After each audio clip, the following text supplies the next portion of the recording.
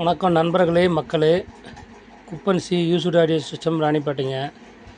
இன்றைக்கி என்ன பதிவுன்னு கேட்டிங்கன்னா, நம்ம ஒரு பெட்ரூமு, ஒரு ஹாலு, ஒரு கிச்சனு, ஒரு டாய்லெட்டு இல்லைங்களா? ஒரு பெட்ரூமு, ஒரு ஹாலு, ஒரு கிச்சனுங்க. இதை கட்டிக்கிறதுக்கு நாக்கு தள்ளுது நம்மளுக்கு. அதுக்கு பலம் கடன் வாங்கி புருஷன் பொண்டாட்டி பிள்ளைங்க இவங்கெல்லாம் வேலைக்கு போனால் தான் ஒரு சொந்தமாக இடம் வாங்கி கட்ட முடியும்.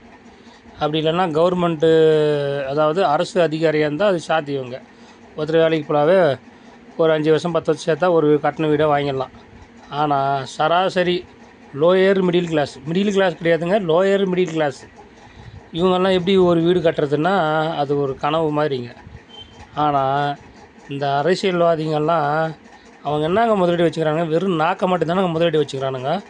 ஆனால் அந்த நாக்காலேயே கோடின்றாங்க. நம்ம தெரு கோடியில் தான்ங்கிறாங்களே, செத்தா நம்மளுக்கு கோடி போடுவான் புள்ள, அவ்வளோதான் நம்மளுக்கு தெரிஞ்ச கோடி. இவனுங்களுக்கெல்லாம் மனசாட்சி இருக்குதா இல்லையா தெரியலைங்க. இந்த ஓட்டு போடுற ஜென்மங்களுக்கு மனசாட்சி இருக்குதா தெரியலையே. ஏன்டா உங்களுக்கெல்லாம் இத்தனை கோடி வந்துச்சேன்னு சொல்லி எவனா சட்டப்பட்டு கேட்குறானுங்களா? இல்லை கேட்க தான் முடியுமா? எதுக்குங்க இந்த பழப்பு வைக்கிறோன்னு தெரியலைங்க. நம்மலாம் ஆடு மாடு என்ன பண்ண போவோம்? அது கஷ்டப்பட்டு பில்லு மேய்ஞ்சி வயிறு வளர்த்துக்குது. இல்லை நம்ம அறுத்து போனோம், அது சாப்பிடுவோம். ஆனால் இவனுங்க கோடியாக வச்சுன்னு சுற்றிங்கிறானுங்க. எப்படிங்க இவனுங்களெல்லாம் தூக்கம் வருதுன்னு தெரியலையோ. ஊராஞ்சூத்தை இப்படி ஏமாற்றி பொதுமக்களோட பணத்தை இப்படி ஏமாற்றி தின்னுட்டு எப்படி கோய்த்து போய் சுற்றுறானுங்க பார்த்தீங்களா இவனுங்களாம். இவனுங்க வேலையே என்ன தெரியுமாங்க? அந்த எலெக்ஷன் வரும்போது ஒரு மாதம் மயிறு பிடுங்குவானுங்க பாரு, அவ்வளோதாங்க. மற்றபடி எல்லாம் நம்ம மண்ணில் இருக்கிற எல்லா மயிரும் பிடுங்கி பிடுங்க முடியல. பிடுங்க கணக்கு போட முடியுமா? கணக்கு வராதில்ல.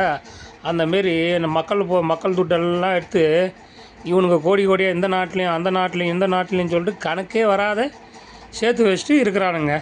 ஆனால் இங்கே வறுமை கோட்டுக்கு எவ்வளோ பேர் இருக்கிறாங்கன்னு கணக்கு எடுத்தால் தான் தெரியும். எங்கே கணக்கு எடுக்கிறானுங்க? அது எடுக்க கொடுக்க போகிறதில்ல இவனுங்க. எவ்வளோ கடன் எடுத்து வச்சுக்கிறாங்க சொல்லு. ஒரு ஆள் தலைமையிலையும் 4.4 லட்சம் கடன் வாங்கி வச்சுக்கிறானுங்க. யார் இப்போ ப்ரெசண்ட்டில் இருக்கிறவங்க சரி, இல்லை இல்லாதவங்க சரி, 4.4 லட்ச ரூபா நம்ம தலைமையில் கடன் வாங்கி வச்சுக்கிறாங்க இந்த புறம்போக்கு பசங்க. என்னத்தை பண்ணுறது? நம்ம சோத்துக்கு இங்கே பிச்சை எடுத்து கிடக்குறோம். ஆனால் இவனுங்க என்னடா நான் கோடின்றானுங்க. எங்கே போகிறது கோடி? நம்ம பெண்ணில் வச்சு எழுதி தான் பார்க்க முடியும். இத்தனி கோடியா, இத்தனி சாய்பர் வருதான்னு சொல்லிட்டு. ஆனால் இவனுங்க சர்வசாதாரணமாக 20,000 கோடி 30,000 கோடி கம்பெனி வச்சுக்கிறானுங்க. ஏன்னா இவங்க ராஜ பரம்பராட்சி எல்லாம். இவனுங்கெல்லாம் ராஜ பரம்பரையில் வந்தவன் தானே இவனுங்கெல்லாம். அரசியல்வாதிகள்லாம் ராஜ பரம்பரை வரலாம். அவங்க அப்பா அம்மாலாம், அவங்க தாத்தன் பாட்டெல்லாம் லட்சக்கணக்கான ஏக்கர் வச்சுருந்தானுங்க தமிழ்நாட்டில். அதனால் இவனுங்க ராஜ பரம்பரை கோடியாக வச்சுக்கிறானுங்க. இது அன்றைக்கி தான் மக்களுக்கு புத்தி வரப்போதே.